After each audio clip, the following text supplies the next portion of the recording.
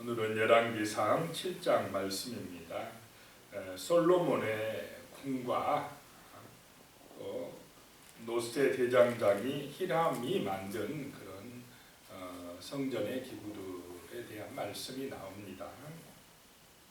1절에 보시면요, 솔로몬이 자기의 왕궁을 13년 동안 건축하여 그 전부를 준공하니라 라고 말씀을 하고 있습니다.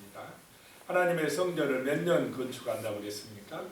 7년 하고, 또 자기 왕궁을 13년 건축하고, 그래서 솔로몬이 건축을 하는 데만 해도 20년 세월이 지났다라고 하는 것입니다.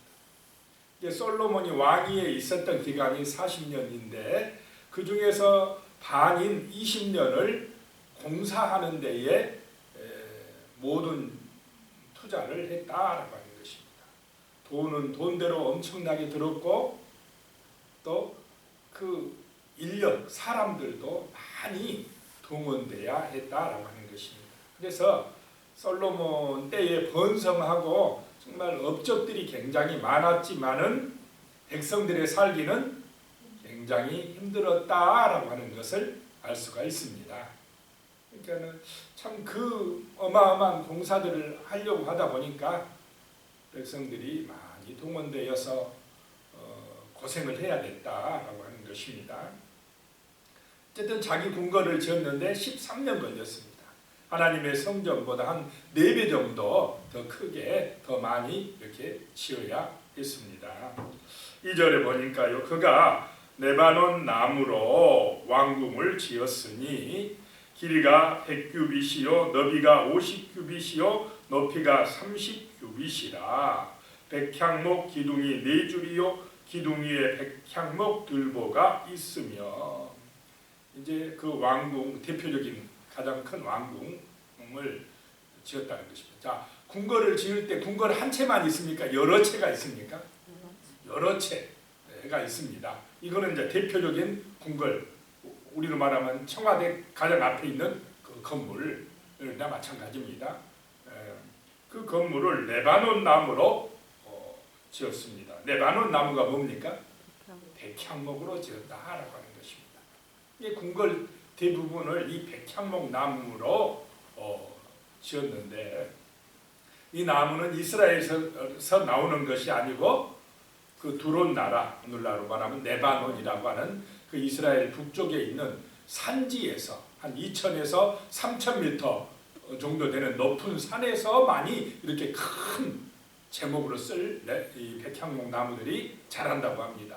그러니까 그 산, 높은 산에 올라가서 나무를 베다가 산에서 또 어디로요? 지중해 바다로 끌어내려 가지고 그것을 또 바다에 띄워서 다 엮어 가지고 뗏목으로 엮어 가지고 남쪽으로 이스라엘로 또 옮겨와서 바다 위로에서 옮겨와서 또 이스라엘 바닷가에 와서 그걸 풀어서 또 끌고 어디로 가야 됩니까? 예루살렘은 또 아주 높은 곳에 있습니다. 이 바닷가는 낮은 곳인데 한 1000m 아마 정도 차이가 날 텐데, 그것을 또 옛날에 그 힘든 시절에 끌고 싣고 갔든지 끌고 갔든지 이제 예루살렘까지 또 옮겨갔습니다. 자, 이런 일을 20년 가까이 하니까 얼마나 이게 참 고역이었겠습니까? 그런 백향목을 옮겨다가 궁궐을 지었다라고 하는 것입니다. 3절에도 보니까 기둥 위에 있는 들보 45개를 백향목으로 덮었는데 들보는 한 줄에 15이요. 이 들보 45개를 백향목으로 덮었다라고 하는 것입니다. 이 백향목이 이 궁궐 짓는데 굉장히 많이 들어갔다라고 하는 것입니다. 6절에 가면요, 또 다른 건물입니다. 또 기둥을 세워 주랑을 지었으니 길이가 50규빗이요 너비가 30규빗이며 또 기둥 앞에 한 주랑이 있고 또 그 앞에 기둥과 섬돌이 있으며 이 주랑은 뭐 하는 곳이었느냐 하면요, 이 왕의 집무실 겸 또 무기 같은 것을 저장하는 그런 주랑이었습니다. 이것도 엄청난 또 크기로 지었다는 것입니다. 왕이 이제 탁 집무하는 그런 곳. 그 다음에 이제 7절에 또 보면 또 다른 게 있는데, 또 심판하기 위하여 보좌의 주랑 곧 재판하는 주랑을 짓고 온 마루를 백향목으로 덮었고. 이번에는 또 다른 이제 궁궐인데, 이거는 왕이 보좌를 탁 거기에 세우고 앉고 거기서 뭐 한다고요? 재판한다라고 하는 것입니다. 재판소에 궁궐이 또 따로 있었다라고 하는 것입니다. 근데 솔로몬이 재판을 잘했지 않습니까? 그러니까 이곳에서 재판할 때는 이 건물에서 이제 재판을 했다라고 하는 것입니다. 그 다음에 8절에 보면 솔로몬이 거처할 왕궁은, 이제 솔로몬 가족들이 지내는, 솔로몬이 이제 잠자고 하는 그런 궁궐이 또 있었다는 것입니다. 솔로몬이 거처할 왕궁은 그 주랑 뒤 다른 뜰에 있으니 그 양식이 동일하며, 그 다른 그 궁궐들과 양식이 똑같았다라고 하는 것입니다. 동일하며 또 있습니다. 솔로몬이 또 그가 장가든 바로의 딸을 위하여 집을 지었는데 이 주랑과 같더라. 이제 바로의 딸 솔로몬의 아내가 거처할 궁궐을 또 따로 지었다라고 하는 것입니다.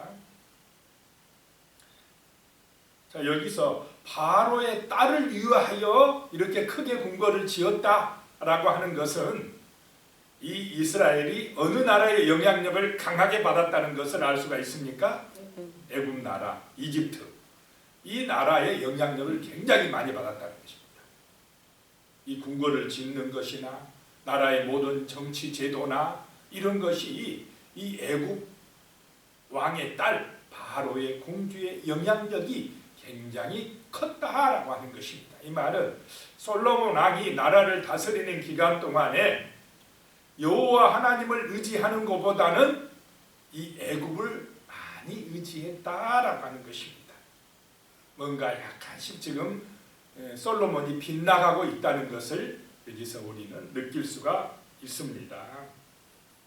9절에 보면요, 이 집들은, 그 지금까지 지은 궁궐들은 안팎을 모두 기하고 다듬은 돌로 지었으니 크기대로 톱으로 켠 것이라. 또 이 돌들을 다 잘라다가 옮겨와서 지으려고 했으니까 이것도 정말 만만치 않는 일이었을 것입니다. 그 초석에서 처마까지와 외면에서 큰 틀에 이르기까지 다 그러하더라. 10절에 그 초석은 기하고 큰 돌 곧 10규빗 되는 돌과 8규빗 되는 돌이라. 11절에 그 위에 크기대로 다듬은 기한 돌도 있고 백향목도 있었으며. 12절입니다. 또 큰 뜰 주위에는 다듬은 돌 3켜와 백향목 두꺼운 판자 1켜를 놓았으니 마치 여호와의 성전 안뜰과 주랑에 놓은 것 같았더라. 하나님의 성전과 똑같이 그 비슷하게 궁궐도 그렇게 지었더라 라고 하는 것입니다. 솔로몬이 하나님의 성전도 잘 지었지만 자기의 궁궐들도 어떻게 해요? 똑같이 엄청나게 잘 지었다라고 하는 것입니다.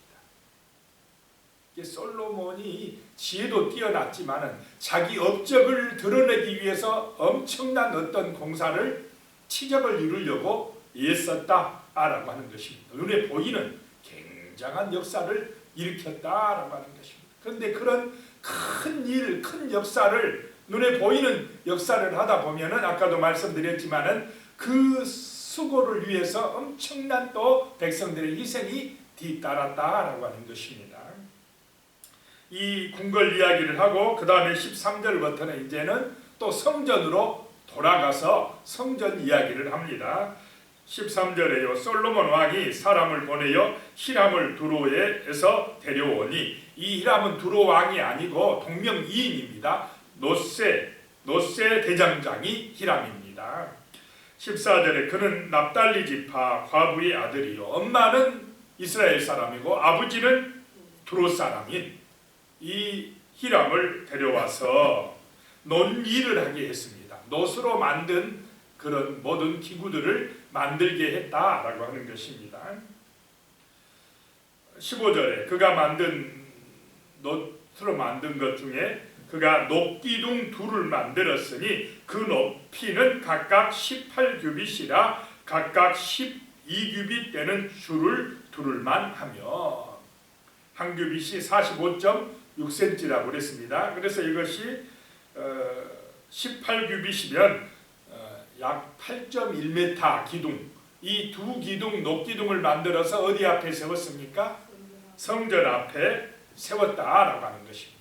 그 기둥 위에는 공 같은 것이 있고 그 공 위에는 백합화 모양의 형상을 만들어 놨다라고 하는 것입니다.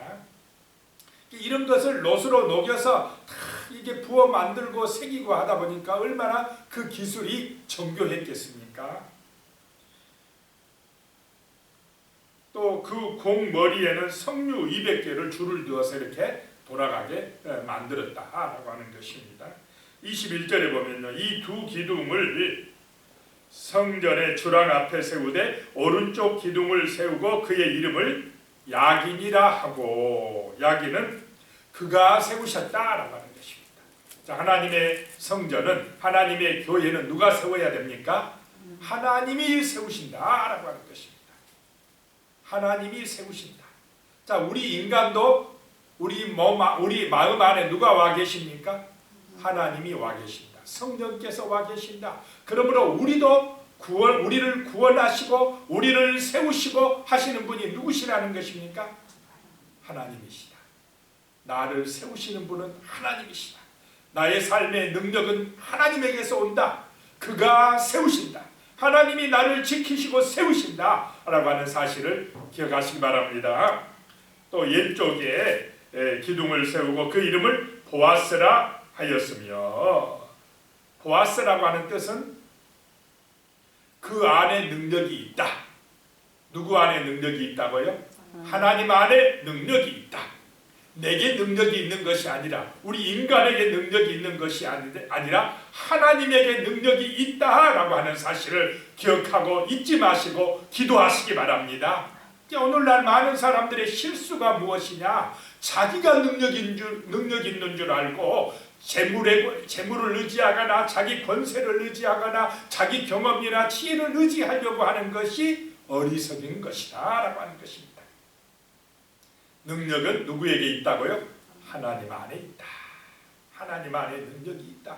이 사실을 기억하시고 정말 하나님 아버지를 믿고 의지하고 간절하게 기도하시기 바랍니다. 그 말씀에 의지하여 기도하시기 바랍니다. 기도할 때에 능력이 나타납니다. 은혜가 임합니다. 이 두 기둥을 통해서 우리는 그것을 배워야 하겠습니다. 그 다음에 23절부터 보면 놋으로 부어 만든 바다, 큰 그릇, 큰 솥과 같은 그릇이 나옵니다. 이것을 만들었다는 것입니다. 23절에 또 바다를 부어 만들었으니 그 직경이 10규빗이요 그 모양이 둥글며 그 높이는 5규빗이요 주위는 30규빗 줄을 두를 만하며, 25절에 그 바다를 소 12마리가 바쳤으니 셋은 북쪽을 향하였고 셋은 서쪽을 향하였고 셋은 남쪽을 향하였고 셋은 동쪽을 향하였으며 바다를 그 위에 놓았고 소의 뒤는 다 안으로 두었으며, 이래가지고 성전 앞에 마당에 이 큰 물그릇을 놓았다는 것입니다.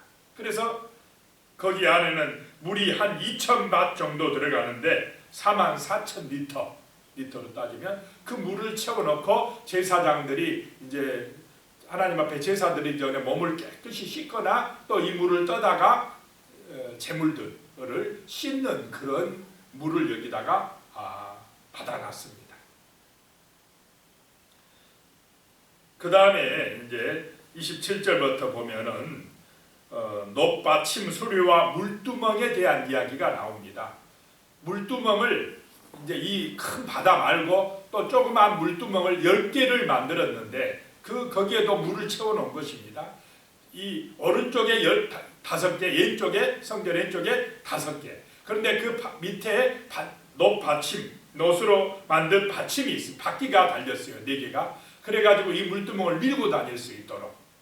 그래서 큰 바다에 물 담아둔 데서 이 물두멍에다 물을 옮겨가지고 밀고 가서 놔두고는 이것도 재물 같은 거 씻고 막 이렇게 할 때에 사용한 물두멍 10개가 만들어졌다라고 하는 것입니다.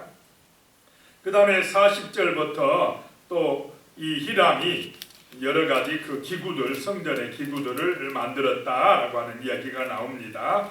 40절에 보면 히람이 또 물두멍과 부삭과 대접들을 만들었더라. 이와 같이 히람이 솔로몬 왕을 위하여 여호와의 전에 모든 일을 마쳤으니 그랬습니다. 하나님의 성전과 궁궐의 일을 마쳤다라고 하는 말씀입니다. 정말 하나님의 은혜가 오늘도 임하시기를 축복합니다. 거룩한 주일, 정말로 능력은 누구 안에 있느냐? 하나님 안에 있고 하나님이 우리를 세우셔야 된다. 하나님이 교회를 세우셔야 된다는 사실을 기억하고 믿음으로 승리하시기를 축복합니다. 기도드리겠습니다. 전능하신 아버지 하나님, 참으로 솔로몬의 이 엄청난 성전과 궁궐을 보면서 우리가 우리 인간의 열심만이 다 옳은 것은 아니라는 것을 알 수가 있습니다. 하나님 아버지, 우리 인간의 열심이나 그 인간의 치적이 너무 아버지 공로가 앞세워지지 않게 하여 주시옵소서. 능력은 우리 인간에게 있는 것이 아니라 하나님에게 있다는 사실을 기억하게 하여 주시고, 하나님이 세워주셔야만이 참으로 든든하고 영원하다는 사실을 잊지 말게 하여 주시옵소서. 하나님 아버지, 이 사실을 기억하고 우리가 기도하게 하여 주시옵소서. 하나님을 의지하는 믿음을 주시옵소서. 내 경험이나 내 지혜를 따라 판단하고 생각하고 행동하기 전에 먼저 하나님을 찾고 기도하게 하여 주시옵소서. 능력의 하나님을 의지할 수 있도록 도와주시옵소서. 하나님의 놀라운 능력, 그 크신 은혜가 우리 가운데, 교회 가운데, 우리 성도님들의 가정 가운데에 능력이 되어 은혜가 되어 복이 되어 임하게 하여 주시옵소서. 예수님의 이름으로 기도드리옵나이다. 아멘.